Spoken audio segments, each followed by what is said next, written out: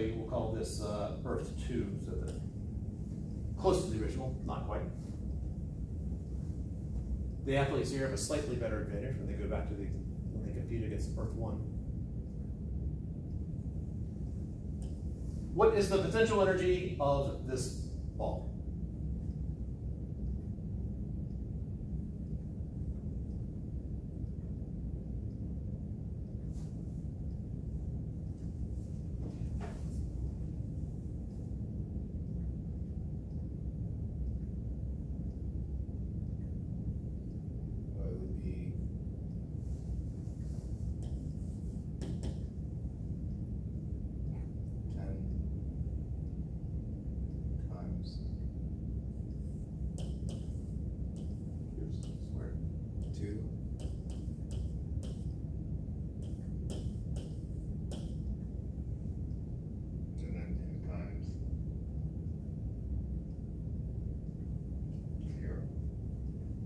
Why 0? I heard 10 times 2, right? Yeah, it was the initial height. Yep, the mass, don't forget the mass. Oh.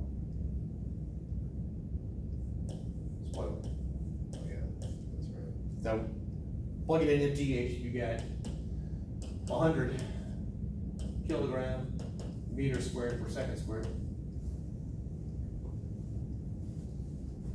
But first off, let's deal with the units.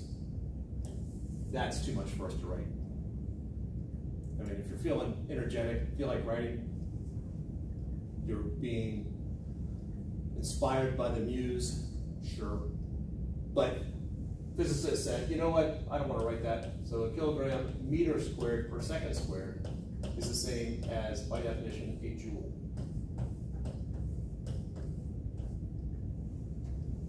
That's a U. Anyone take a wild guess at who it's named after? Henry Joule. I don't know if it's Henry or not. I don't think it is. But the second part I'll go with. All right, so that's equal to 100 joules. So now the question is Osama right? Is that the potential energy of this object? Always thought that constant. Right? Yeah, we still have that constant. What do we do with that?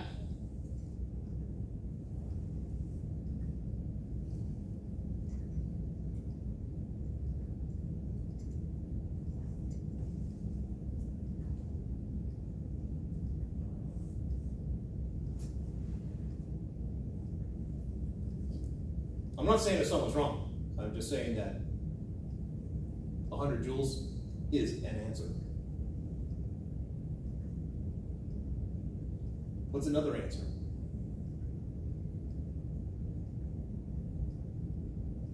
So we can't have like 100 joules plus C? No, we need. Okay. I mean, in a lot of situations, you can do that, and ultimately, if you were trying to calculate something, the C is going to cancel out with another C. But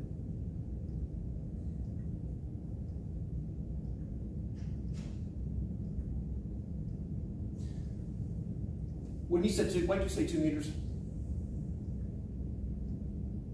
Because that's the height.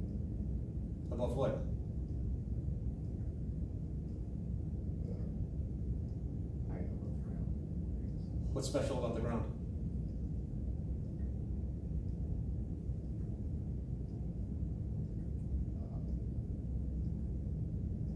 Is there any reason not to do the height above, say, that point right there?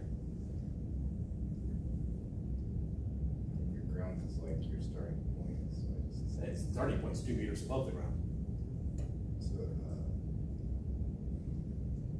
so the ground would be 0, right? That is the assumption that you made. When you said 2 meters right there, you said H is equal to 0 at the ground. So typically when you're dealing with one of these problems, I find it helpful if you just define where you want H to be 0.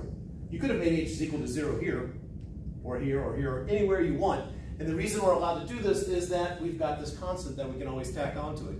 If you want H to be 0 here, well, in essence, C is equal to -100. if you want to do things based upon the ground. So we got some flexibility there. So the actual value, this is what I was trying to get towards earlier, is the potential energy, gravitational potential energy equal to 100 joules? It can be, or not. It depends on how you want to set up your parameters. Let's actually work a problem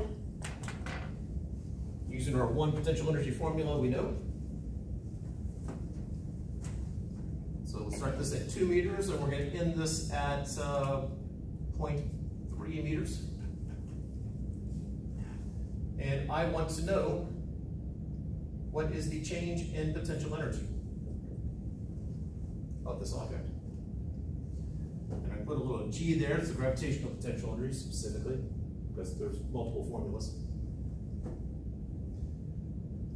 So I have UG final minus UG initial equals MGH final plus C.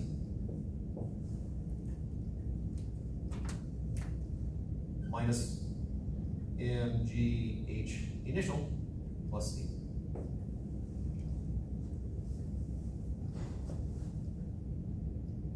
So let's start out with the ground. The C's are going to cancel out. So we've got 5 kilograms earth,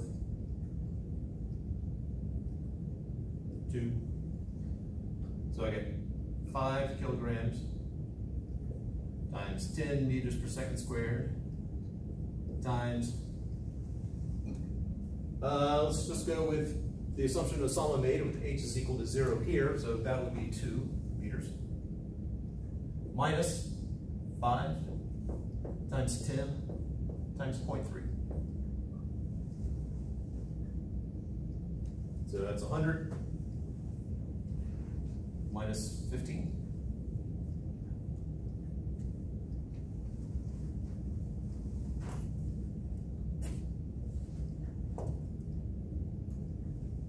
$85 what?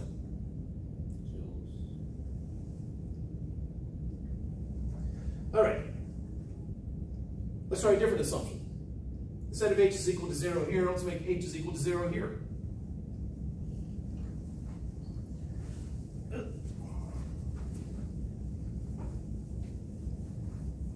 The C's are going to cancel out, so I'm left with 5 times 10 times, well, what's my initial height now?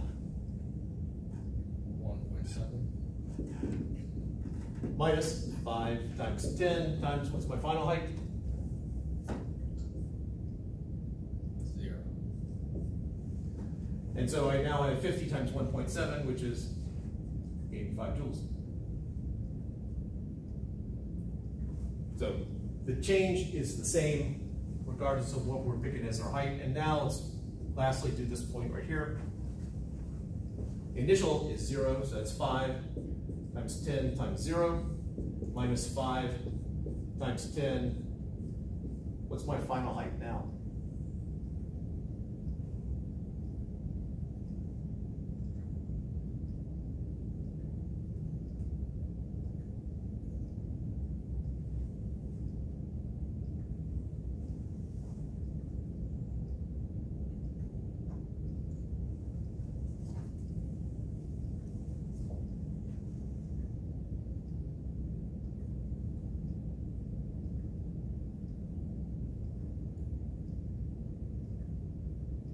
And h is equal to 0 at the top.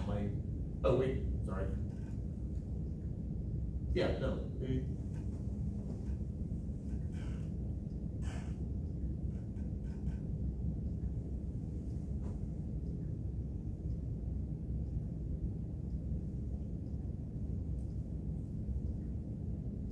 Oh, sorry about that. Reversed all my numbers here. That's 0.3 and that's 2. Negative 85, negative 85. So final was 0 there, and initial was 1.7, so you get negative 85. All right, Initial is 0. What's my final height?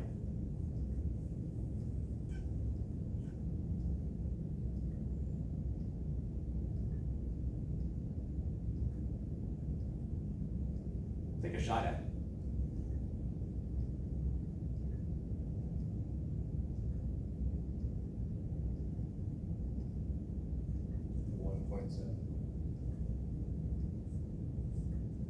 All right, let's explore that. How'd you get 1.7? This is up there. I just assumed that. Well, if we multiply this out, we would get 85 joules, which is different than what we have there with once I corrected it, because that's negative 85, that's positive 85. So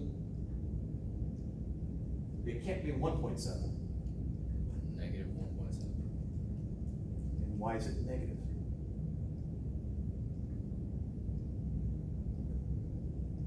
Is it because that one went down to 0, so then you just subtract that same number? Oh, just the same difference here? Yeah, like up there you have that 1.7, and then you have 0, so you subtract 1.7, and then up there you have 0, so you just negative 1.7. Mathematically, you could rationalize that. In reality, it's because it went down. Yeah, that works. Now, when we're dealing with vectors, we decide the positive direction or the negative direction. When we're dealing with potential energy, it doesn't matter which direction I choose as positive or negative. When I'm dealing with the height, this is a lower number than that is. I can't say down is positive and make this a larger number. It is still a lower number. It has already been set that as it gets closer to whatever's attracting it, the potential energy should get smaller. So that's why, so since I'm below, that's why it's a negative. So if that's 0, that's negative 1.7. If that's 1.7, that's 0. If that's 2, this is 0.3. And I think sort of getting along to what Osamu was saying is that the difference would be the same each time.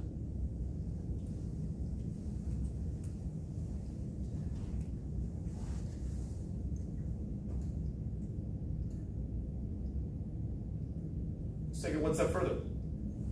When it gets down to there, how fast is it going? Well, let's go to our force diagram. Is this a conservative force or a non-conservative force?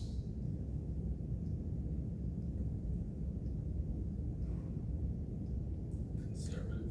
Yes, it's a gravitational force.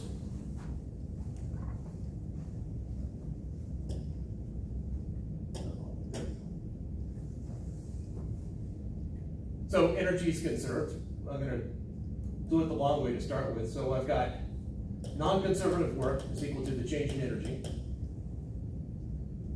This would be the non-conservative force dot dx is equal to energy final minus energy initial.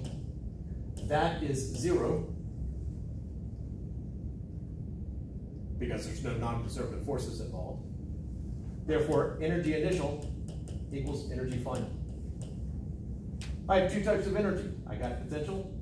We're assuming it's not bursting into flames as it falls. I have initial potential plus kinetic. Initial kinetic is equal to final potential plus final kinetic.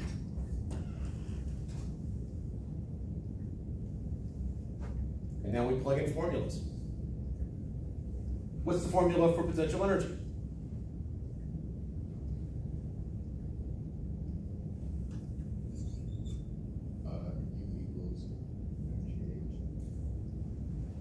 That answers the next question. First question is, what's the formula for potential energy?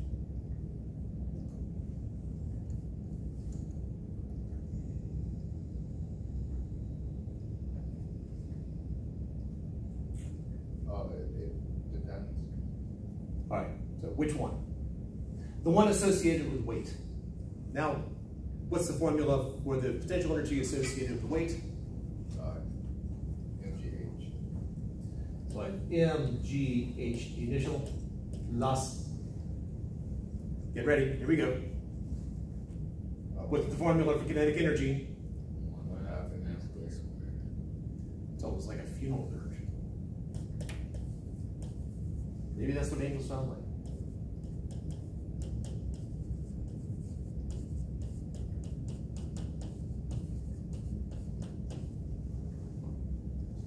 All right, so we just said this generic, we have an object that's falling, we got total energy beforehand equal total energy afterwards because it's non-conservative work being done. Sorry, because there's no non-conservative work being done. At this point, if it's dropped, so it's dropped, where do we want to make h is equal to 0?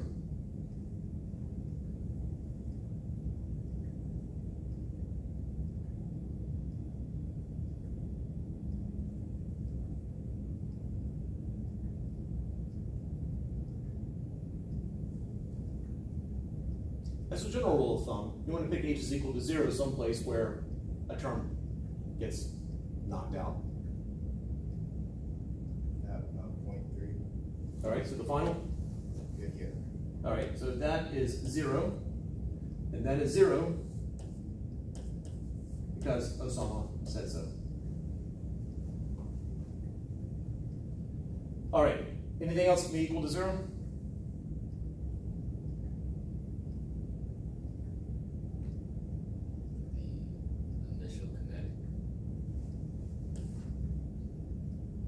Because the initial speed is 0 because it is dropped.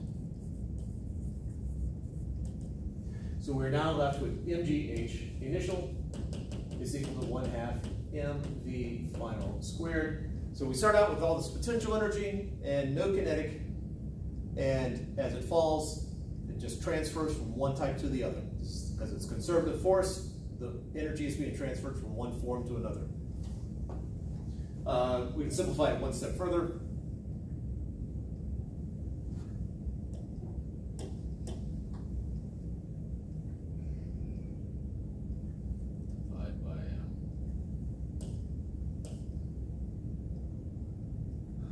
And so now left with 10 times 1.7 is equal to 1/2 VF squared. So VF, the square root of 2 times 10 times 1.7. So it's the square root of 34,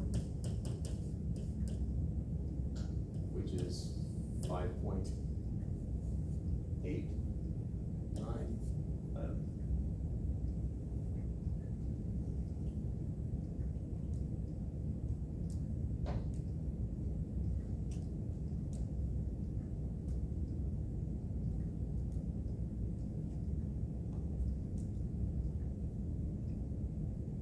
Yeah, 8309.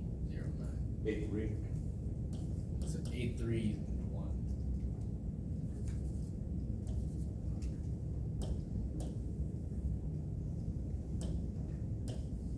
Units? Joules. Oh, meters per second. That is the speed, it is not the velocity. To find the velocity, we have to indicate direction, so it would be that downwards if we have to define a positive direction.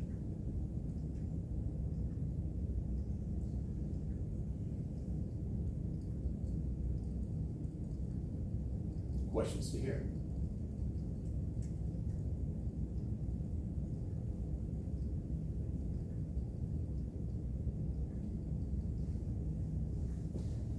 All right.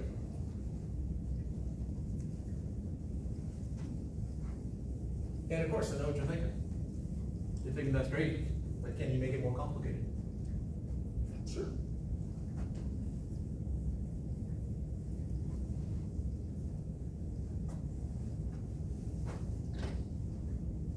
All right, so we have one type of potential energy right there. So again, for every conservative force, there's a potential energy formula. And so if we're dealing with weight being equal to mg, we got mgh plus a constant. The ideal elastic force, that force is 1/2 k delta x squared. And k is known as the spring constant.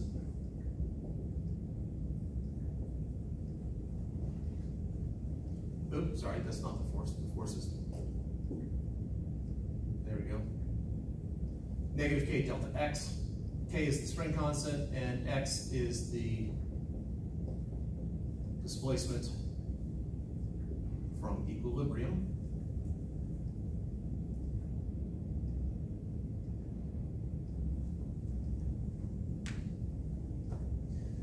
And the formula 1/2 K delta X squared. The negative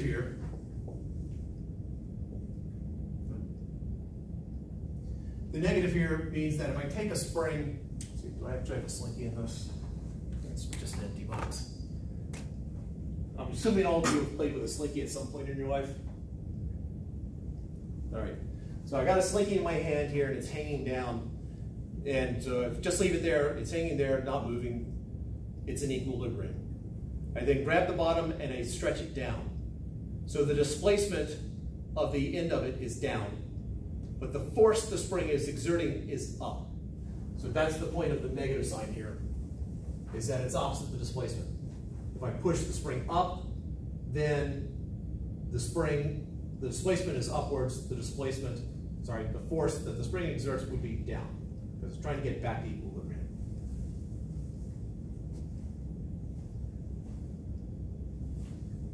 So, we're going to take our 5 kilogram mass,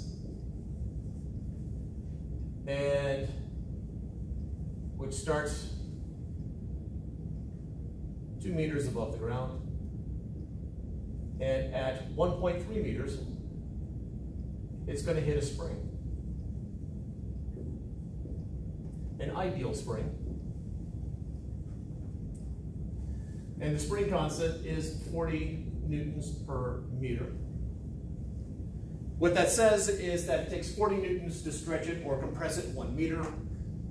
To go 2 meters, it takes 80 newtons, 3 meters, 120 newtons, and so on. So I'm going to drop the ball into the spring, and the question is, how much will the spring compress?